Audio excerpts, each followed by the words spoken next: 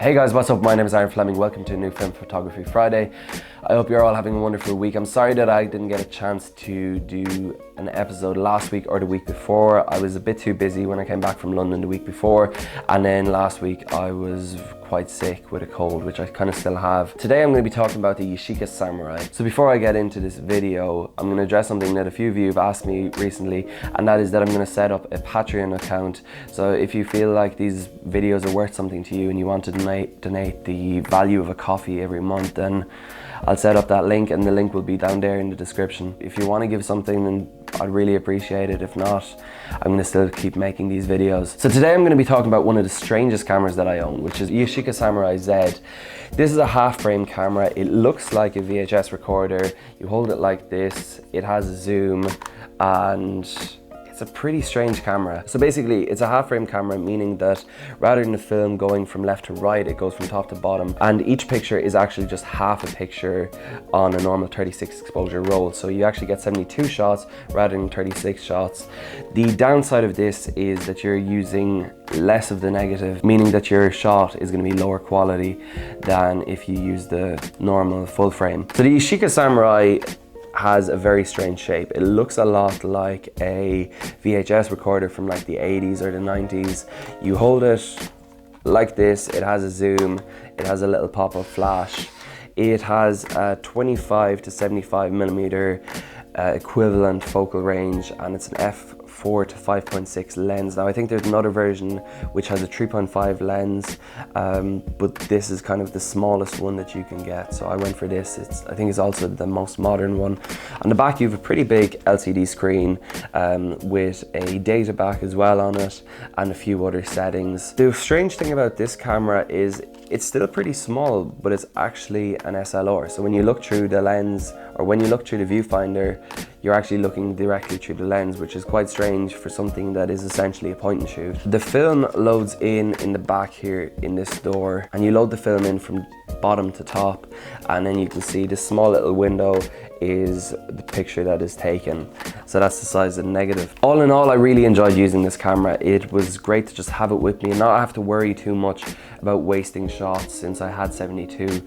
But that was also a bit of a downside, because I really wanted to get this film developed, but it took me so long to get through 72 shots. It usually doesn't take me this long, but for some reason I could not get through 72 shots on this, so I started kind of wasting shots as well. So I finally did get the shots developed in Rossmann in Germany and got them printed out as well.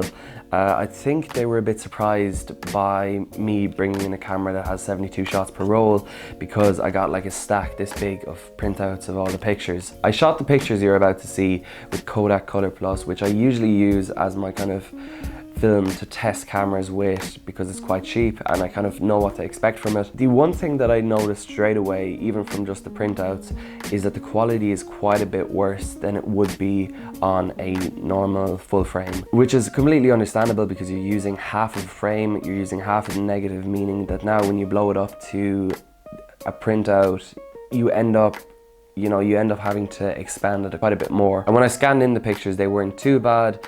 They were quite a bit lower resolution than my normal pictures, but I don't think I'd use this kind of camera for a situation where I want high quality pictures anyway. This is more of a camera to get snapshots, to just have it around with you if you bring it on holiday or something like that, and just get a few snapshots, because with 72 shots per roll, you know, you're saving yourself a lot of money with that, and you still have okay quality pictures even if you print them out. All in all, my impression of this camera was good. So the upsides of this camera are the fact that it's pretty small, it's pretty compact, it has an interesting shape, and I actually quite like using this. I really do like using it.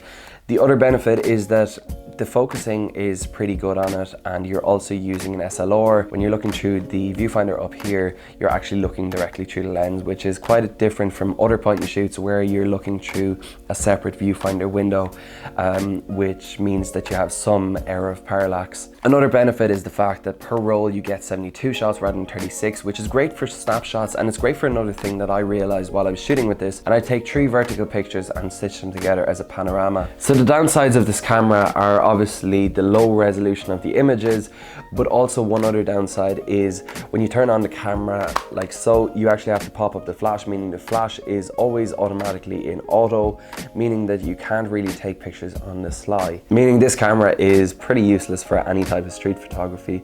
I know that you can change it to this like nighttime mode, which turns off the flash completely, but it also puts it into like a lower shutter speed as well, which isn't exactly ideal. So these shots that you're about to see are some of the shots that I took with this camera, with Kodak Color Plus 200 over the last few weeks. I hope you enjoyed them, and if you have any thoughts on this camera, if you have one or if you're thinking of picking one up, then please let me know down below in the comment section.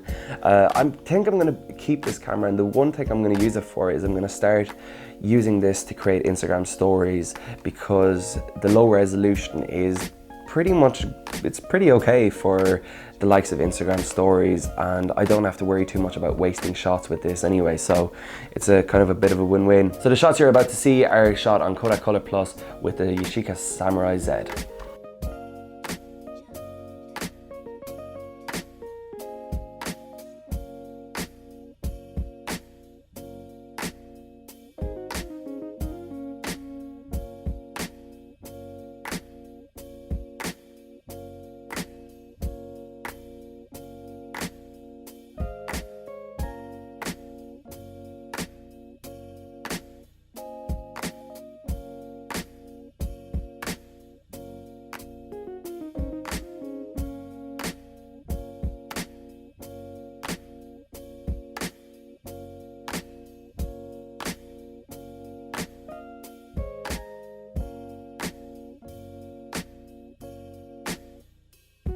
So the shots you just saw were shot on the Yashica Samurai Z with Kodak Color Plus 200.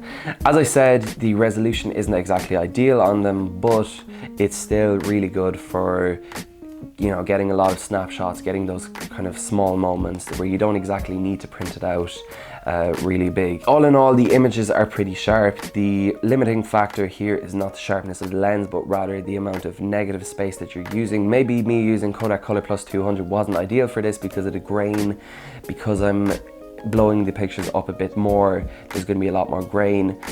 I might at some stage try put like Portrait 100 through this, just for the sake of it, just to see if with a lower grain film, if it makes the image quality any better.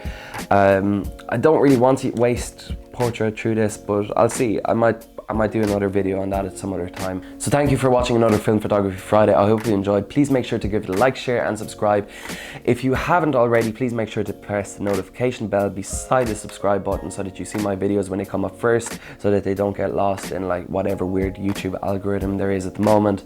Also, let me know down below in the comment sections what cameras I should check out, what cameras you want me to do a review of, or what kind of film you want me to do a review of next. Also check out my Instagram, where I'm going to be posting mostly film pictures and a bit of my commercial work as well. And as I said at the start of the video, I'm going to be setting up that Patreon account as well, so the link to that will be down below in the description. If you do feel like you'd buy me a cup of coffee a month, and you want to donate that amount, then I'd be very grateful for that. If not, I'm going to keep making these videos and still be grateful for all of you that watch these. And I'm also going to have a link to the playlist with all of the film photography videos in it, where I talk about how to scan film using my Contax T2, Kodak Gold, and a few other videos like the Olympus XA and Nikon L35 AF2. So make sure to check that out too if you haven't seen those other videos. Thank you so much for watching, and I will talk to you as always in the next video. Take care. Bye.